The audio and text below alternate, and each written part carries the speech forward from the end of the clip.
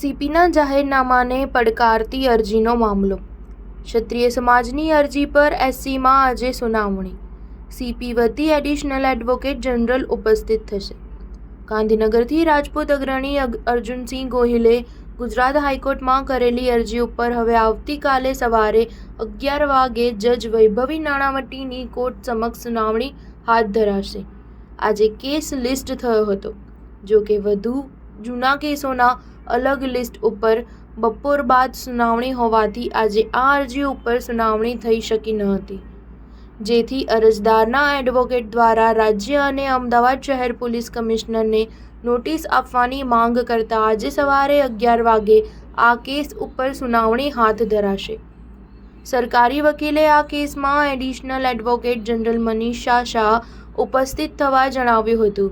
જો કે કોર્ટે પક્ષકારોને હાલ કોઈ નોટિસ આપી નથી. ઉલ્લેખનીય છે કે અરજદારે 19 એપ્રિલે અમદાવાદ શહેર પોલીસ કમિશનરના 16 એપ્રિલે 2024ના જાહેરનામાને હાઈકોર્ટમાં પડકારતી અરજી દાખલ કરી હતી, જે 22 એપ્રિલે રજીસ્ટર થઈ હતી અને 23 એપ્રિલે સિંગલ જજની બેન્ચ સમક્ષ રજૂ થઈ હતી. સુનાવણીમાં બેન્ચે રજિસ્ટ્રીને સૂચન કર્યું હતું કે આ મેટરને યોગ્ય બેન્ચ સમક્ષ મૂકવામાં આવે. રજિસ્ટ્રી દ્વારા 1 મેના રોજ આ મેટરને તે જ બેન્ચ સમક્ષ પરત મૂકવામાં આવી હતી.